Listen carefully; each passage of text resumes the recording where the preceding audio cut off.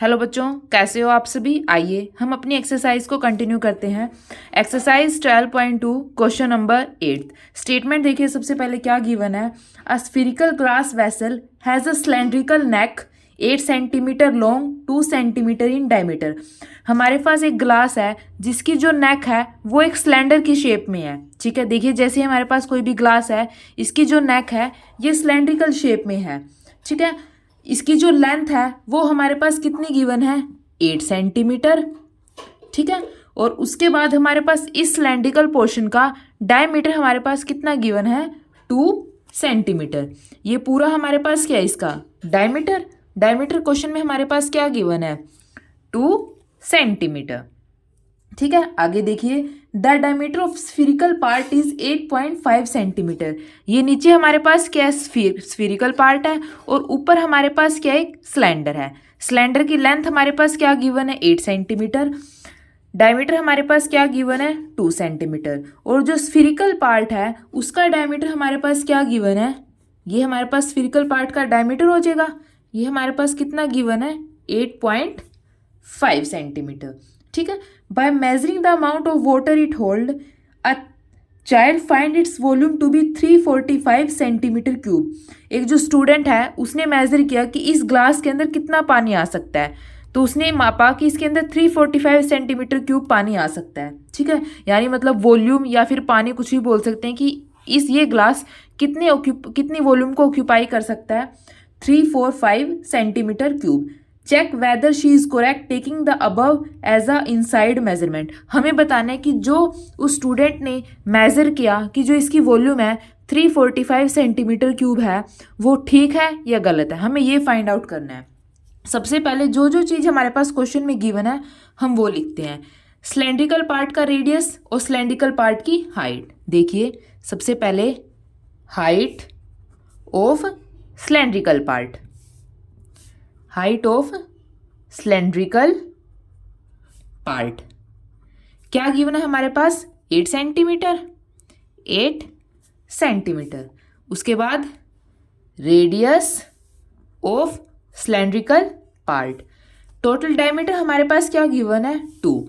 तो रेडियस हमारे पास क्या होता है, डायमीटर का हाफ। डायमीटर हमारे पास क्या है, 2 का हाफ।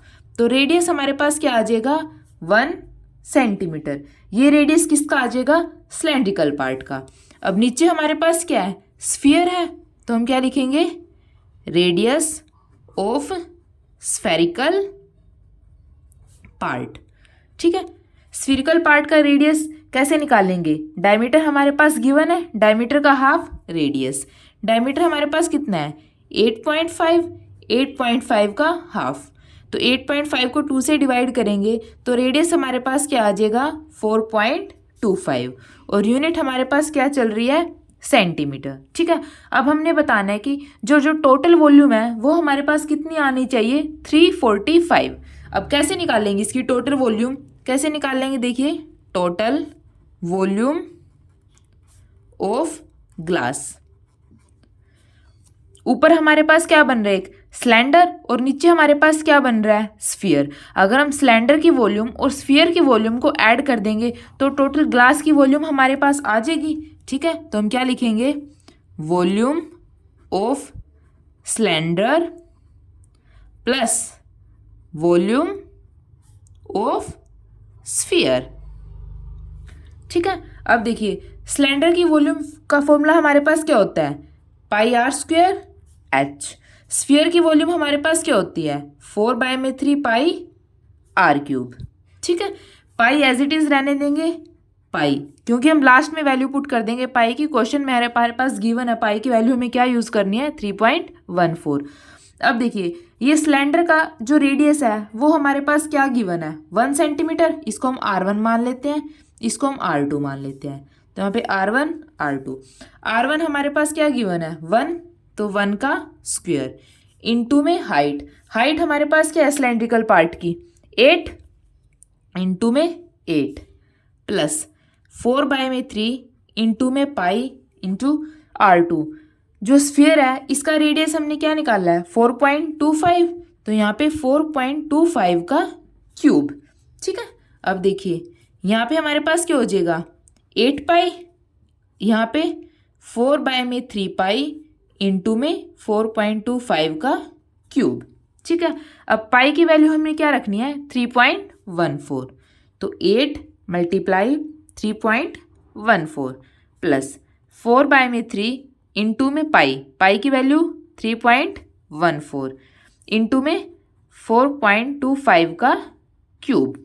अब देखिए जब 3.14 को हम 8 के साथ मल्टीप्लाई करेंगे तो हमारे पास क्या आएगा, पॉइंट हटा के आप नीचे 0 भी लिख सकते हैं, लेकिन मैं डायरेक्ट कर देती हूँ। 8 को जब हम 3.14 के साथ मल्टीप्लाई करेंगे तो हमारे पास आ जाएगा 25.12 प्लस जब हम 4 की 3.14 के साथ मल्टीप्लाई करेंगे और जो रिजल्ट आएगा उसको मल्टीप्लाई करेंगे 4.25 के क्यूब के साथ और फिर उसको डिवाइड करेंगे, तो सॉल्व करके हमारे पास क्या आ जाएगा 321.389। अभी इन दोनों को ऐड कर देंगे। अब जब इन दोनों को ऐड करेंगे तो हमारे पास क्या आ जाएगा 346.50। और हम निकाल क्या रहे हैं, वॉल्यूम निकाल रहे हैं। वॉल्यूम हमारे पास किसके अंदर होती है, क्यूब के अंदर, तो हम क्या लिख देंगे यूनिट सेंटीमीटर क्यूब। ठीक है, अब देखिए हमारे पास वॉल्यूम कितनी निकली है 346.50 निकली है, लेकिन क्वेश्चन के अकॉर्डिंग हमारे पास वॉल्यूम कितनी निकलनी चाहिए, हमारे पास 345। दैट मीन्स ये दोनों अलग अलग है, तो जो हमने मेजरमेंट लिया है 345 वो हमारे पास क्या है, रॉन्ग है। तो हम यहाँ पे क्या लिख देंगे, so she is wrong in her measurement. ठीक है,